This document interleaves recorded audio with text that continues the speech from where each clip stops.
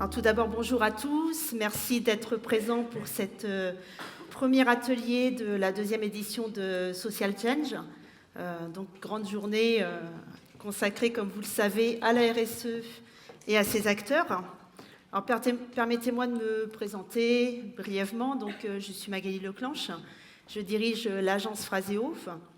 Et je conseille et j'accompagne en fait les entreprises dans leur communication RSE, donc à travers différentes prestations, des productions de contenu, des animations d'ateliers collectifs ou encore des conseils sur la stratégie RSE. Alors autant vous dire que je ne vais pas bouder mon plaisir, je suis vraiment ravie ce matin d'être là pour donner la parole à l'une des entreprises de ce territoire qui est engagée dans ce domaine et très active depuis maintenant bien longtemps. Je parlais bien sûr de Florentez, qui a su se transformer en profondeur, innover, aller décrocher d'autres marchés et puis se bâtir au fil du temps une politique RSE qui est maintenant très exhaustive et solide. Je veux bien sûr parler de Florentez. Pour en parler, donc, son fondateur et PDG, Jean-Pascal Chupin, donc, est là parmi nous. Bienvenue. Et puis, nous aurons aussi en fin d'atelier, donc après l'intervention de M. Chupin, Cyprien Schneider, donc, qui est associé KPMG, qui est aussi spécialisé sur les questions RSE et qui nous apportera donc son œil d'expert. Mais donc, nous allons y revenir. Alors, avant de commencer, ce que je vais vous demander, c'est non pas d'éteindre vos portables, donc ce qui va changer un petit peu, mais plutôt de bien les laisser allumés, parce que vous aussi, vous allez pouvoir en fait vous exprimer et puis participer tout au long de cet atelier. Alors peut-être que certains connaissent déjà un petit peu l'outil. En fait, c'est très simple. Il faut que vous preniez donc vos portables, que vous vous connectiez sur evals.fr, que vous entriez le code, alors qui doit s'afficher sur le slide derrière moi, SC19. Alors, je crois que minuscule ou majuscule, ça fonctionne. Voilà, après c'est très simple, donc il n'y a pas d'application à télécharger, vous allez simplement sur le site, vos questions seront anonymes, et comme cela vous pouvez tout au long de l'échange, lorsque vous entendez Jean-Pascal Chupin intervenir, que vous avez une question sur le bout de la langue, voilà, n'hésitez pas à avoir le petit réflexe Evals, posez vos questions, et puis à la fin de cet échange, en fait, on prendra justement les questions en priorité qui seront remontées sur Evals. Voilà, donc je vous laisse peut-être un petit peu de temps. Donc evals.fr et donc le code SC19. Voilà, donc je vous remercie pour votre participation active sur cet outil. Alors avant de laisser la parole à M. Chupin, je vais faire un mini portrait de Florentez. J'imagine que certains connaissent déjà bien l'entreprise, mais je vais vous la resituer un petit peu au niveau de son activité puis en chiffres. Alors Florentez, c'est une entreprise familiale qui est basée à Saint-Marc-du-Désert, près de Nantes. Sa spécialité, ce sont les supports de culture. Et en quelques chiffres, Florentez, c'est un chiffre d'affaires, je parle sous votre contrôle, si vous aviez à rectifier certains chiffres, n'hésitez pas. C'est un chiffre d'affaires d'environ 50 millions d'euros en 2018. C'est un effectif de 200 salariés, 10 établissements en France, 6 à l'étranger, donc 2 au Royaume-Uni, 1 en Estonie, 1 en Chine, 1 aux États-Unis et 1 en Inde. C'est aussi 1,3 million de mètres cubes de substrats produits par an, dont 40% à l'export, plus de 1800 clients à travers le monde, et un projet d'ici à 5 ans de 5 usines de terreau en Chine. Alors autant dire que lorsqu'on voit ces différents chiffres, on se dit, Florentez a une santé florissante, si je peux m'exprimer ainsi. Pourtant, lorsqu'on a préparé cet atelier, M. Chupin, vous m'avez dit que Florentez avait dû, à plusieurs reprises de son existence, vous avez employé des mots forts, vous m'avez dit qu'elle avait dû se réinventer pour ne pas mourir. Est-ce que vous pouvez nous raconter à quel moment avez-vous dû développer cet instinct de survie qui vous a permis de continuer à avancer ? Oui, bonjour. En effet, notre métier de base, la florentaise, ça vient de Saint-Florent-le-Vieil, c'est sur les bords de la Loire, entre Nantes et Angers, c'était d'exploiter du sable de Loire. Et comme nous exploitons beaucoup de produits du sous-sol, c'est un petit peu comme le pétrole, ça n'est pas renouvelable.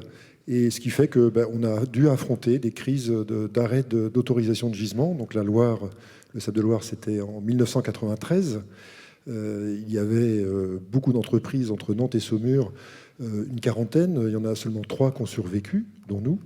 Et c'est en cherchant des gisements de substitution au sable de Loire en 86, donc 7 ans avant l'échéance, que nous sommes arrivés sur les bords de l'Erdre, sur les tourbières de Mazerolles, où nous avons un gisement de sable sous le gisement de tourbe. Donc nous sommes devenus tourbiers, exploitants et fabricants de terreaux en France, en voulant remplacer le sable de Loire par du sable, entre guillemets, du sous-sol de l'Erdre, dont on n'a d'ailleurs pas reçu les autorisations à l'époque. Et pour la tourbe, c'est un petit peu pareil. On avait été sur des arrêtés de carrière de 30 ans, donc de 78. Et en 2008, on a là aussi connu l'arrêt de nos autorisations d'extraction de tourbe sur les bords de l'Erdre. Donc c'était il y a une dizaine d'années. Il a fallu complètement se réinventer dès 2000 pour en fait trouver des matériaux de substitution, si possible renouvelables, pour remplacer finalement la tourbe dans les terreaux. C'est aujourd'hui, si on prend une échelle monde, la tourbe c'est 60% du volume de tous les terreaux vendus dans le monde. En Europe, ça représente 60 millions de mètres cubes, à rapprocher de notre petit 700 000 mètres cubes que nous faisons en France aujourd'hui. D'accord, donc ça c'était le premier frein enfin, dans votre parcours qui vous a poussé à vous réinventer. Je crois que plus récemment, sans doute aujourd'hui, vous avez aussi un marché qui se réduit, c'est ce que vous m'avez expliqué, avec des jardins justement qui perdent un petit peu en dimension. Voilà, depuis 86, le marché du jardinage était naissant à l'époque. Et bien sûr, sur un peu plus de 30 ans aujourd'hui, on peut considérer qu'il est mature depuis environ 5 ans. Vous avez conscience que les maisons de nos parents sont aujourd'hui, au moment de départ en retraite des ruraux, sont souvent, quand c'est en périphérie des villes, divisées en petits lots, vu le prix des terrains. Et bien entendu, sur des terrains d'origine de 1500 m², vous aviez un jardin potager. Aujourd'hui, sur 4 petits pavillons sur ce même terrain, s'il subsiste un jardin, il est forcément globalement plus petit, ce qui fait que notre marché se restreint au niveau de tout ce qui est rural et périphérie des villes. Il faut donc là aussi se réinventer. D'accord, vous allez nous expliquer justement tout à l'heure comment Florentaise travaille aujourd'hui à réintroduire la culture dans les villes. Quand nous avons préparé cet atelier, moi, il y a un chiffre qui m'a particulièrement interpellée. Vous m'avez dit que 40% de ce que vous faites aujourd'hui n'existait pas il y a 5 ans. Tout à fait, ça c'est vrai depuis plus de 30 ans. Et il est sûr et certain que 40% de ce que nous ferons dans 5 ans n'existe pas aujourd'hui. C'est mon rôle de dirigeant d'entreprise d'essayer de trouver ces futurs marchés, entre guillemets, ces futurs produits, ces futurs gisements pour continuer le développement de notre entreprise. Puisque si on s'arrêtait simplement à ce que l'on fait aujourd'hui, clairement, notre entreprise serait en danger. Donc il faut être dans une culture du changement. Et c'est pas simple, puisque le changement, c'est pas facile à vivre. Et il faut savoir mobiliser ses troupes autour de cette stratégie de développement qui est nécessaire à notre survie. Alors, quel était justement votre mode d'emploi comment avez-vous réussi à faire finalement peau neuve alors, je ne vais pas dire en si peu de temps, parce que c'est tout un parcours aussi de transformation qui a maturé. Mais quelles ont été un petit peu les grandes voies que vous avez explorées ? Schématiquement, pour l'activité terreau, comme nous savions que la tourbe n'était pas éternelle à Saint-Marc-du-Désert, il fallait inventer finalement les nouveaux matériaux. Et en inventant ces nouveaux matériaux, en 2000, nous avons repris des brevets sur l'exploitation de sous-produits de l'industrie de scierie, des plaquettes de bois, et pour les transformer en fibres.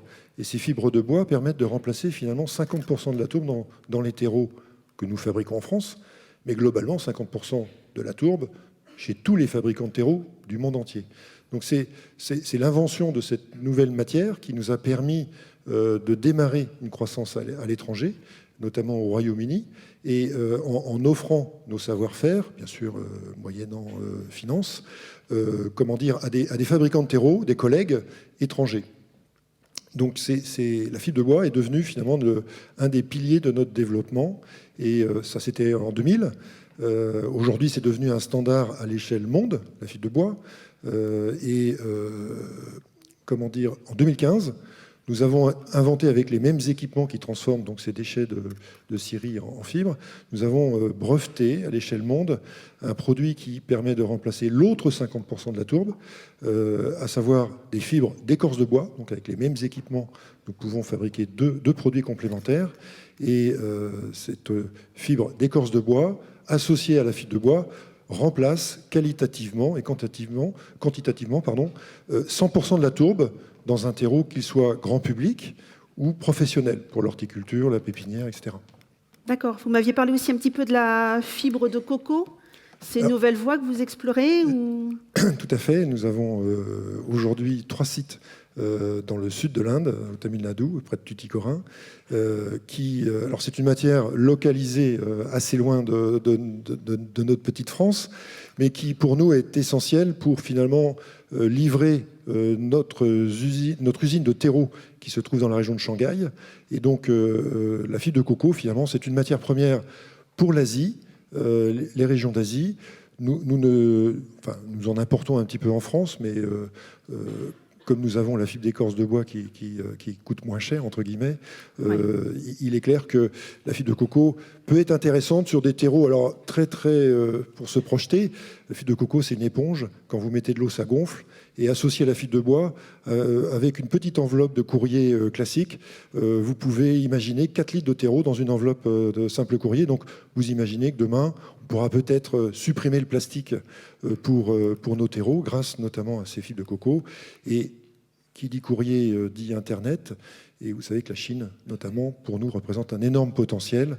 Si les Chinois se mettent à jardiner avec nos produits, là, nous risquons d'avoir des volumes assez importants. Oui, d'ailleurs, supérieurs à ceux que vous écoulerez en France. Non, c'est ce que vous aviez anticipé. Le marché chinois aujourd'hui, ça représente à peu près en volume le marché européen. Nous, on est tout petit dans tout ça, mais l'espoir grandit quand on sait que nous sommes la seule entreprise aujourd'hui occidentale à avoir investi en Chine pour fabriquer du terreau en Chine avec des matières premières les plus locales possibles, en fait. Oui. Donc, vous avez trouvé des substituts à la tourbe. Vous avez aussi travaillé à réduire les engrais chimiques. Oui, on s'intéresse bien sûr à la culture, la nourriture et la santé des plantes. Donc sur le chapitre nourriture des plantes, la fertilisation classique, c'est bien sûr une fertilisation issue de l'industrie chimique. Et donc, quand vous avez en stratégie de développement durable le remplacement de la tourbe, pour la famille des engrais, c'est tout simplement remplacer les engrais chimiques par des engrais renouvelables. Alors 2 origines, 2 axes de recherche et d'application. On a deux usines en France d'engrais organiques. Donc des composts de fumier, tout simplement. Donc là, matière première très locale. Et puis une R&D axée sur les engrais du futur, à savoir ceux d'origine végétale. Alors on parle beaucoup des algues, mais donc on valorise des déchets d'industrie agroalimentaire qui utilisent des algues, par exemple, pour fabriquer des yaourts, des choses comme ça. Donc nous, on est un petit peu la dernière roue du carrosse, on s'intéresse à leurs déchets. Et puis, on pense pouvoir demain remplacer 100% des engrais chimiques par des engrais d'origine soit animale, soit végétale. D'accord. À quelle échéance vous vous êtes donné un petit peu? C'est déjà en cours. D'accord. Donc, il y a une appellation agriculture biologique que vous connaissez tous. Bon, nous, on est sur l'appellation utilisable en agriculture biologique. Donc là, il faut en effet des engrais d'origine soit animale, soit végétale pour avoir ces labels. D'accord. Il y a eu tout un travail aussi, vous m'avez dit, pour donc réduire l'empreinte carbone de Florentez. Vous aviez fait un bilan carbone, je pense, il y a environ une dizaine d'années, pour avoir un peu une photographie. Tout à fait, c'était en 2009. À l'époque, rappelez-vous, les Grenelles de l'environnement imaginaient une taxation des produits de la grande distribution, et le terreau fait partie des produits qui sont vendus par la grande distribution. Donc pour anticiper cette future taxe carbone, nous avions, à l'époque j'étais au Centre des jeunes dirigeants de Nantes, nous avions créé un petit groupe de travail pour calculer finalement nos émissions carbone.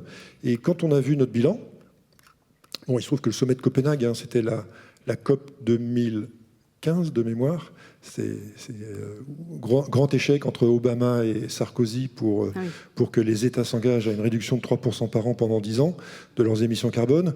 Bien nous, on avait notre bilan. Dans ce bilan, 42% de nos émissions carbone, c'était du transport. Et finalement, quand j'ai présenté ça à nos salariés en comité stratégique, ils m'ont dit, mais écoutez, M. Chupin, on doit pouvoir essayer de réduire de 3% par an pendant 10 ans nos émissions carbone. Donc, ça a été un défi au sein de nos établissements. Et finalement, on est à plus de 3% par an depuis 10 ans maintenant.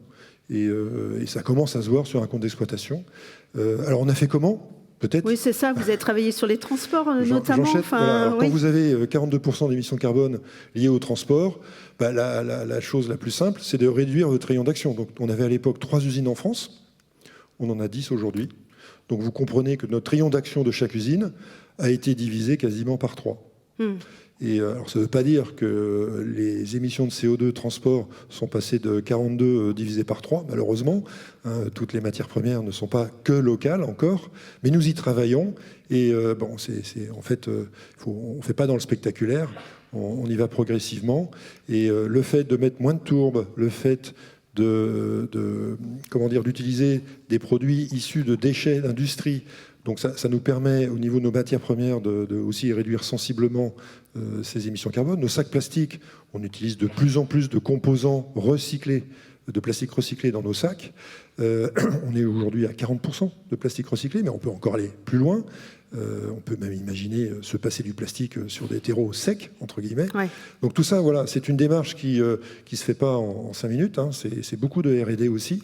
Mais pour autant, les résultats sont là. Donc c'est très encourageant. Tout à l'heure, on parlait justement de ce deuxième défi qui était les jardins qui se réduisent. Et puis ce nouveau challenge sur lequel vous allez, qui est la culture urbaine. Enfin, comment réintroduire les cultures dans la ville. Je crois que vous avez mené ces derniers temps ou derniers mois de nombreuses expérimentations dans ce sens. Est-ce que vous pouvez nous en parler ? Oui, alors l'agriculture urbaine, c'est un terme un petit peu récent, mais je pense que chacun imagine ce que ça peut être. Nous, notre défi, c'est de faire passer le jardin potager de nos parents ou grands-parents, de l'extérieur des maisons dans un milieu périphérique urbain, au cœur des appartements.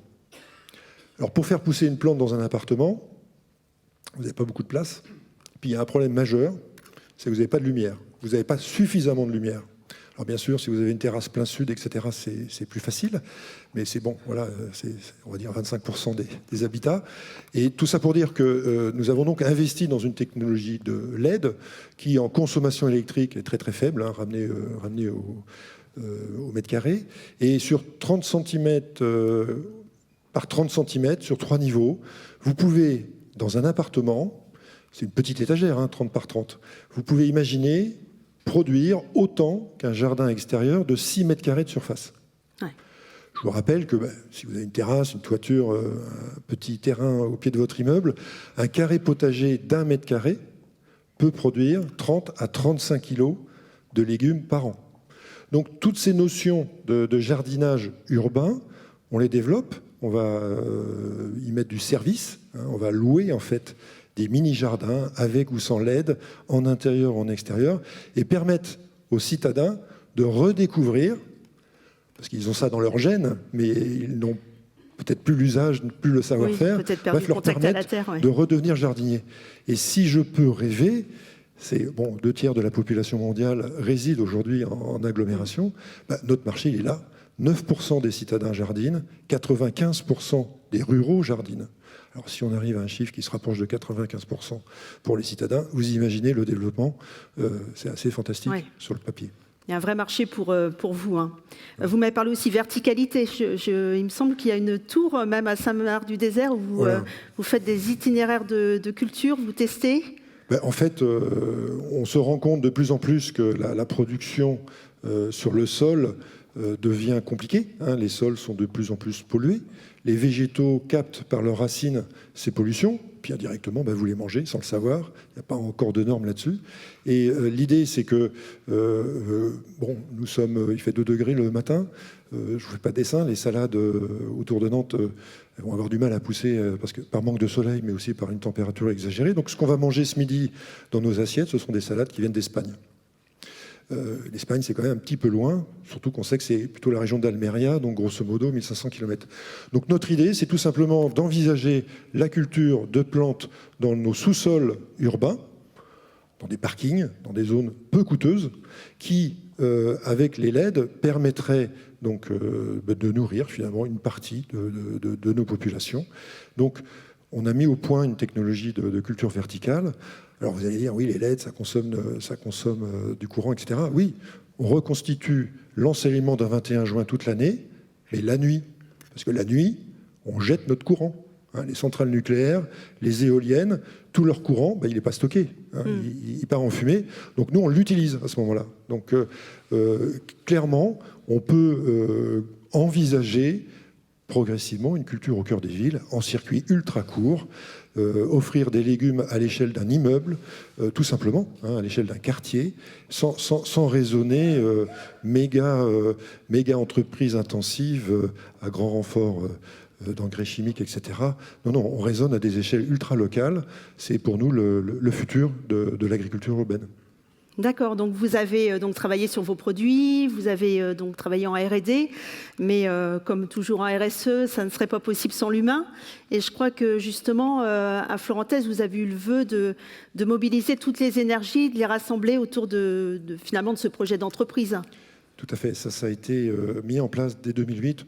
En fait, notre stratégie d'entreprise, on la conçoit tous les 4 ans avec 1/3 de nos effectifs, que j'invite pendant 2 jours. Alors 2008, 2012, 2016 et bientôt janvier 2020. On travaille avec, aujourd'hui c'est une 40aine de collaborateurs qui sont associés pour notre future stratégie 2020-2025. On refait notre vision d'entreprise. Donc notre vision aujourd'hui, c'est innovons, ensemble innovons pour la culture, la nourriture et la santé des plantes sur une terre plus verte. Cette phrase, c'est une 30aine de collaborateurs qui, il y a 4 ans, l'ont mis au point. Derrière cette phrase, il y a des mots-clés, et ces mots-clés sont déclinés en fait en ambition. Et chaque ambition, par des ateliers de créativité, génère en fait des projets, des idées, et donc on formalise des plans d'action, et bien sûr on nomme en chef de projet l'ensemble des participants à ces comités stratégiques.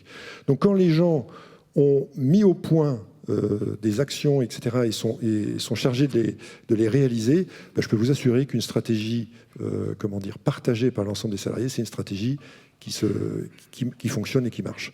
Donc 95% de nos objectifs, et sérieusement on a des objectifs où on se rapproche du fumage de moquette, 95% de nos objectifs sont néanmoins atteints à l'échelle 4 à 8 ans maximum. Alors donc la croissance que vous connaissez actuellement le montre, notamment à l'international, que cette capacité à fédérer les énergies, à se renouveler, donc porte ses fruits. Pourtant, vous m'avez dit que ça n'avait pas été si simple finalement. Vous aviez quelques embûches un peu sur le chemin ou quelques freins levés. Est-ce que vous pouvez nous en parler un petit peu? Je crois qu'il y a eu d'abord des a priori peut-être sur les micro-organismes. Ah oui, sur la santé des plantes, on développe des biostimulants. Il faut reconnaître que ça peut faire peur. Ce sont des petits champignons microscopiques. Mais c'est passionnant puisque ça permet d'imaginer la suppression des produits phytosanitaires. Ça renforce la santé des plantes. Et donc, ça supprime peut-être la nécessité de produits de traitement. Sur les produits phyto, dans le sens les produits désherbants, nous, on a mis au point toute une gamme de paillage. Bref, on essaie de trouver des parades naturelles à des problèmes d'ordre environnemental aujourd'hui, tout simplement. Et puis je crois qu'il y avait un autre écueil aussi qui était un peu curieusement ne pas être précurseur trop tôt finalement. Ça, oui. C'était vous m'avez parlé du charbon, c'est ça, du charbon vert alors, notamment peut-être. Oui, pas que. C'est-à-dire qu'aujourd'hui, on est capable de neutraliser nos émissions carbone grâce à une technologie qu'on a mis au point, la pyrolyse, qui permet, en fait, les végétaux, quand ils vivent, grâce à la photosynthèse, stockent du CO2. Ça, tout le monde le sait, c'est facile à comprendre. Par contre, une fois qu'ils sont morts, soit on va les brûler, c'est du bois, soit on va les laisser se décomposer. Et donc schématiquement, à l'échelle du cycle de vie du produit, de la plante, on considère qu'une plante a un effet carbone neutre. Maintenant, vous la chauffez à 500 degrés. Vous récupérez 95% de son carbone qu'elle a stocké pendant toute sa vie. Ce carbone, vous pouvez le remettre sur la Terre, et là, vous faites de l'évitement d'émissions carbone. Au passage, vous générez un gaz qui lui-même, s'il est nettoyé, peut devenir du biométhane. Et donc, quelque part, le végétal sauvera notre planète. C'est clair et net. C'est que le végétal, c'est 18% des émissions carbone dans le monde, le végétal. Si vous stockez 95% de ces 18% d'émissions de carbone pour le remettre au sol, vous avez sauvé la planète. C'est possible, c'est techniquement possible. Mais il faut arrêter de brûler. Il faut pyrolyser. Et on a depuis 4 ans des résultats de culture exceptionnels en maraîchage à Nantes et à Angers. Nous avons traité des parcelles il y a 4 ans, une fois, et depuis 4 ans, ces parcelles ont un rendement de 15% de production en plus, sans aucun autre traitement. La difficulté, on ne sait pas pourquoi. Donc on cherche pour pouvoir breveter ces choses-là, mais on avance. Donc il y a vraiment La difficulté, c'est de convaincre encore un petit peu de convaincre le consommateur. Alors, ou les utilisateurs. Ou le distributeur. Quand on a proposé nos terreaux zéro carbone à la grande distribution française, ça n'a pas été un énorme succès. Vous savez pourquoi? Il n'y a pas de taxe carbone. Le jour où il y a une taxe carbone, ça va être un très très gros succès. C'est aussi bête que ça. On fonctionne quelque part avec des motivations d'ordre financier aujourd'hui. Donc, on est prêt. Donc, rendez-vous pour les produits zéro carbone. Vous voulez neutraliser vos émissions carbone? Eh bien, avec le charbon que je propose aux maraîchers, je peux vous offrir du crédit carbone. C'est difficile aujourd'hui d'avoir des certifications à ce niveau-là. Moi, je peux le faire localement, dans un rayon très court. D'accord. Alors, on aura peut-être des questions d'ailleurs tout à l'heure sur evals.fr, SC19. Je vous fais un petit rappel, petite piqûre de rappel. Parmi les freins, il y avait aussi l'aspect financier, c'est-à-dire qu'il faut une solidité, j'imagine, financière pour investir et puis tester sur des durées peut-être plus longues. Ça, c'est le point fort des entreprises familiales. Moi, je suis à la tête de mon entreprise familiale depuis l'âge de 22 ans. Je ne me suis jamais distribué de dividendes de ma vie. J'ai tout réinvesti à chaque fois. Je suis parti avec 1 euro dans la poche. Et voilà, donc c'est une question de principe. L'argent, certes, il en faut, mais suffisamment. Et on est sur des sujets tellement passionnants que le fait de réinvestir ce que l'on gagne à 100% dans nos projets nouveaux, ça nous permet d'aller plus vite, tout simplement, et de fonctionner, on va dire, avec un capital 100% familial. Ouais. Et pour vous, alors finalement, il y a quand même des notions de prise de risque, d'effort. Pour vous, ça valait le coup quand même de s'engager dans cette démarche? C'est en allant aux États-Unis que j'ai appris ce mot de stratégie pour sauver le monde. Alors c'est très très prétentieux, bien entendu. On est plus dans la goutte de colibri pour éteindre le feu. Mais quelque part, oui, c'est extrêmement motivant de savoir que notre goutte peut compter aussi et peut être utile pour tout le monde finalement. Et qu'est-ce que ça vous a apporté, vous, donc à Florenthèse? Vous avez parlé d'envie renouvelée, de sens. C'est extrêmement motivant pour les jeunes. On a beaucoup de jeunes dans l'entreprise qui peut-être nous choisissent parce que justement, il y a un futur, il y a une volonté d'aller de l'avant au niveau de ces axes de la RSE. Et même si c'est pas, on n'est pas des anges, on n'est pas totalement parfait, bien entendu, c'est pas simple, mais quelque part, on a quand même des sujets qui sont extrêmement motivants si on arrive à aller au bout finalement. D'accord, même pour votre marque employeur, pour l'identité de l'entreprise, c'est important ce genre de démarche aussi. Ouais. Alors, je suppose qu'il y aura de nombreuses questions, donc je vais me tourner vers notre expert. Alors, vous venez d'écouter le récit de Jean-Pascal Chupin. Cyprien Schneider, est-ce que vous pouvez nous donner un petit peu votre décryptage? Si vous aviez en fait à retenir 2 notions pour vos clés dans le parcours de Florenthèse, quelles seraient ces notions? Oui, alors bonjour à tous, merci Magali de me donner la parole. Alors 2 idées, la première qui transpire évidemment c'est celle de la résilience et une deuxième idée, la raison d'être. Alors peut-être sur la résilience d'abord, c'était écrit en titre de l'atelier, vous l'avez très bien expliqué, vous l'avez dit de façon tout à fait explicite, il s'agit pour la Florenthèse de se réinventer pour survivre. Alors survivre à plusieurs choses, vous l'avez dit, la fermeture de votre première activité d'extractant de sable dans la Loire, la fermeture ensuite de la tourbière de Saint-Marc-du-Désert, quand il y a eu la prise de conscience du caractère non durable de la principale matière première de l'entreprise, et survivre aussi à quelque chose quand même d'assez structurant, la prise de conscience du caractère fini du principal marché sur lequel l'entreprise s'était développée, celui de la jardinerie. Donc ce qui est intéressant pour nous ce matin, c'est peut-être d'essayer de comprendre quelles sont les conditions qui ont permis cette faculté de résilience. Alors, j'en identifie 3, vous en avez cité quelques-unes. Il y a certainement d'abord et très probablement la vision stratégique, prospective et l'engagement de l'entreprise. La conviction que, dans la durée, produire des substrats à partir d'une matière non renouvelable ne sera pas soutenable. Ensuite, et là il y a quand même quelque chose d'hyper intéressant, c'est la construction d'une culture d'entreprise résolument tournée vers l'innovation et vers la neutralité carbone. Et enfin, un point que vous avez cité, Monsieur Chupin, c'est la vision de long terme inhérente à l'entreprise familiale, qui permettrait, en tout cas c'est votre cas, de favoriser l'allocation des ressources de l'entreprise à l'effort de R&D plutôt qu'à la rémunération du capital. Et cette dernière condition de la résilience, elle nous pose une question qui est intéressante. Est-ce que le fait d'une entreprise familiale garantit la performance, voire la surperformance dans la durée? Alors, selon comment on va répondre à cette question, la réponse est plus ou moins directe ou plus ou moins évidente. Si on prend la liste des entreprises témoins sur Social Change depuis 2 ans, on sera tenté de répondre « oui, l'entreprise familiale est la garantie de la surperformance dans le temps ». La réponse elle est quand même peut-être pas aussi évidente. Évidemment, l'entreprise familiale, elle a des avantages qui sont indéniables. Elle a sa perspective de long terme, qui provient elle-même en fait de la logique de transmission du capital familial, qui est l'outil de travail qui est à l'œuvre tous les jours dans l'entreprise familiale.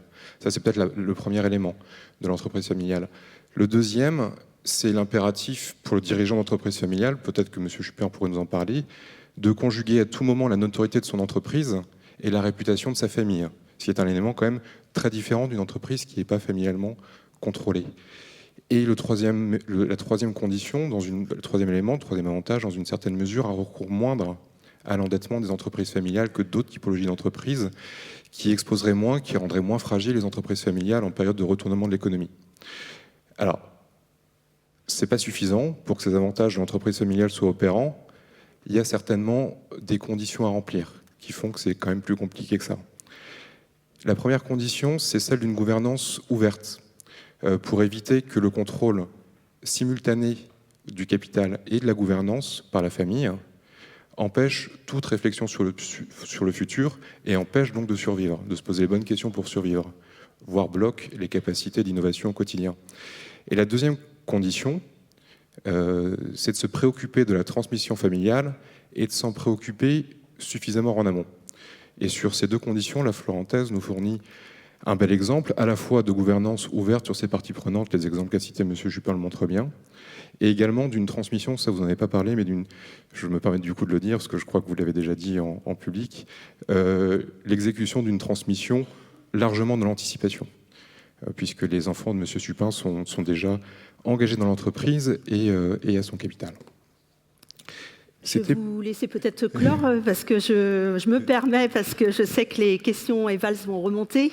Ouais. Vous vouliez dire aussi peut-être un dernier mot sur cet aspect d'entreprise aussi à mission? Oui, alors, est-ce que j'ai encore une minute sur la raison d'être? Une petite minute, en fait.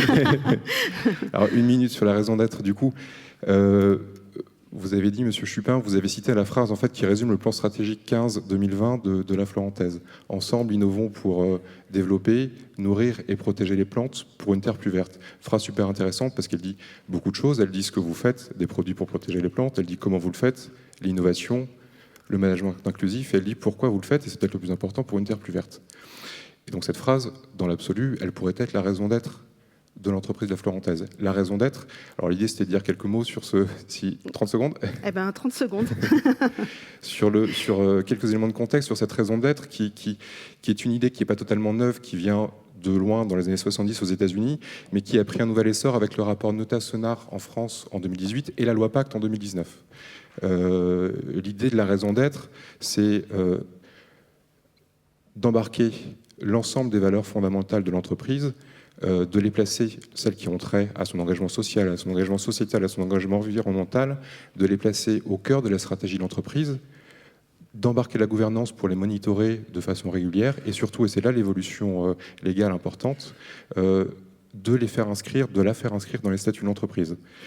C'est l'évolution importante parce que elle va agir en sanctuaire. L'inscription dans les statuts va permettre de sanctuariser l'engagement de l'entreprise dans la durée et dans le temps.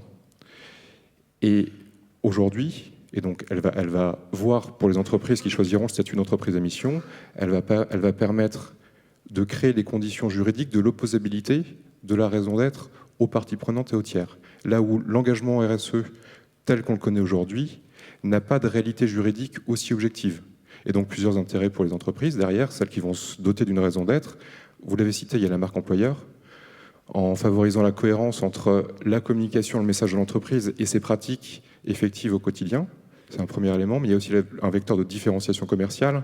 Dans un moment où les citoyens et consommateurs que nous sommes tous sommes de plus en plus vigilants au social washing, au greenwashing. Et il y a un élément qui a plus trait au capital, qui est important. La raison d'être inscrite dans les statuts va être une protection possible de l'engagement de l'entreprise dans la durée, et particulièrement au moment où son capital va évoluer.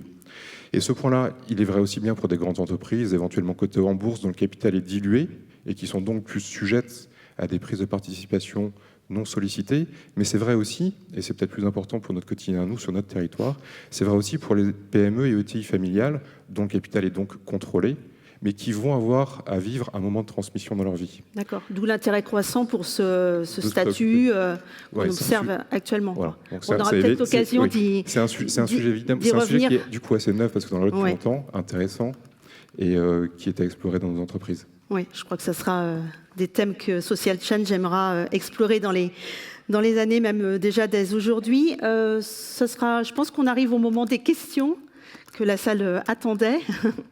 Est-ce qu'on peut m'envoyer, oui, voilà, les premières questions.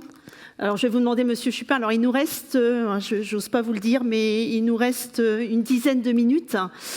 Donc, première question, quelles ont été les réactions des collaborateurs aux changements stratégiques récurrents ?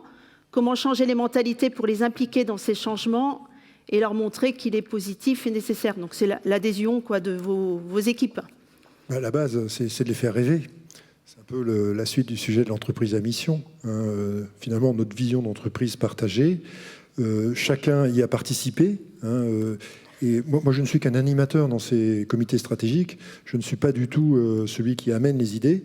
Et à partir du moment où les idées, tout le monde voit qu'elles viennent de tout le monde, eh bien, je dirais que les gens, par le rêve, dans ce travail de 2 jours, on demande, alors bon, là, on était 3 sous-groupes, mais de faire un article de journal, se transformer en journaliste, pour écrire, voilà, nous sommes dans 5 ans, les grandes ambitions qu'on a mis ensemble sur le papier par des séances de créativité se sont réalisées. Eh bien, faites un article sur 5 ans après, c'est réussi, etc.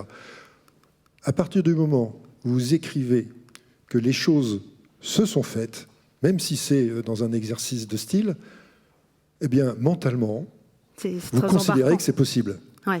Et c'est magique, c'est vraiment magique. Ça, c'est un exercice facile à faire avec vos collaborateurs, et ça marche. Et ça marche. Et tous les 4 ans, on refait l'article de journal.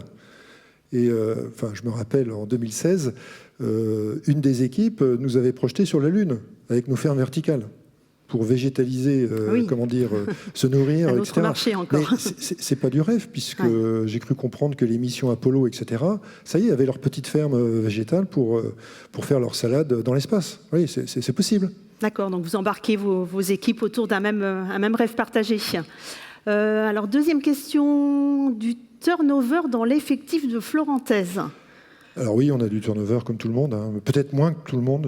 Schématiquement, nos usines sont dans des périphéries, on va dire plutôt dans des zones rurales. C'est notre force. Donc j'avoue que la promotion interne chez nous est très très importante. Et donc le fait d'avoir une perspective de carrière dans l'entreprise fait que les gens ont tendance à nous croire là-dessus et finalement restent. Mais on a quand même du turnover. Hein. Oui, vous avez aussi des problématiques de recrutement comme rencontre d'autres entreprises. Bien sûr, on n'y échappe pas, c'est ouais. évident, mais quelque part, les nouvelles générations ont tendance quand même à adhérer. Enfin, s'il n'y a pas de projet, il n'y a pas d'adhésion. Oui, Dans le sens, c'est le projet qui compte, c'est la fameuse notion de mission, etc. Et comme chez nous, ça fonctionne déjà depuis maintenant 10 ans, les gens ont tendance à nous croire, finalement. D'accord, donc votre âme RSE les fidélise malgré tout. Mais mon directeur général, c'est un ancien technico-commercial qui est passé par différents services. Mon directeur industriel, c'est un ancien manutentionnaire sur chariot élévateur qui est passé chef d'équipe, directeur d'usine, etc. Enfin bref, on a plein de belles histoires de promotion dans l'entreprise. Et je serais tenté de dire que les gens, oui... pas mal de gens qui partent en retraite sont là depuis, n'ont connu qu'un seul employeur, quoi. Oui.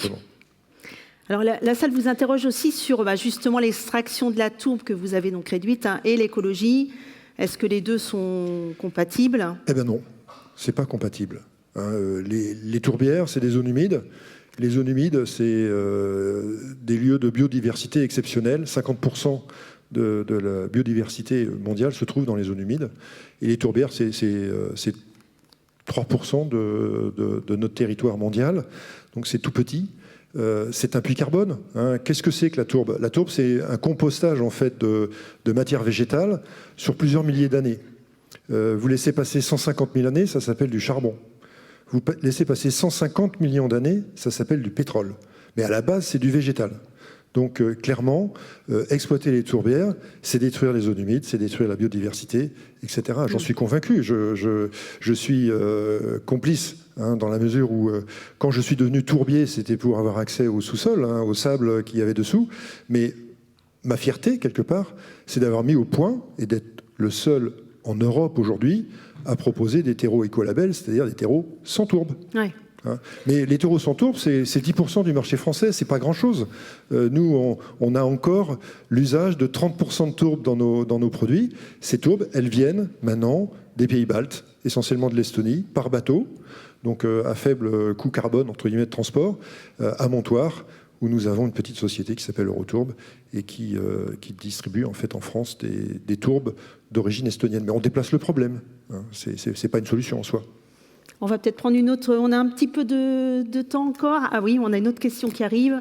Vous avez réduit le poste carbone déplacement via l'installation de nouvelles usines. Ne s'agit-il pas seulement d'un déplacement des émissions vers le poste immobilisation? Une question un peu plus comptable. Alors, le poids des usines dans notre bilan carbone, c'est moins de 10%. Donc c'est vrai, quand vous imaginez de baisser de 3% par an, vous allez sur les plus gros postes. Donc chez nous, c'était le transport, les matières premières, les engrais chimiques, c'était du consommable, nos sacs plastiques, c'est ça les gros postes. Bien entendu, nos immobilisations ont des incidences, mais les 7 usines que nous avons, on est passé de 3 à 10 usines en France, donc les 7 usines que nous avons repris, ce ne sont pas des constructions. On a acheté des bâtiments existants. Donc quelque part, l'incidence est moins importante.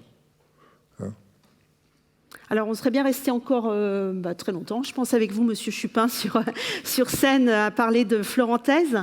Donc, on m'indique qu'on va devoir quand même libérer la salle et que les questions peuvent être posées en salle I, c'est-à-dire les personnes qui souhaitent continuer à dialoguer avec vous peuvent vous retrouver en salle I. Pardon ? Pendant 20 minutes, vous voyez, d'où l'intérêt de quitter les locaux. Vous allez avoir 20 minutes en tête-à-tête avec Monsieur Chupin. Voilà, il me reste à vous remercier et à remercier aussi tous nos partenaires de Social Change qui contribuent donc à cette journée très, très active en faveur de la RSE. Merci.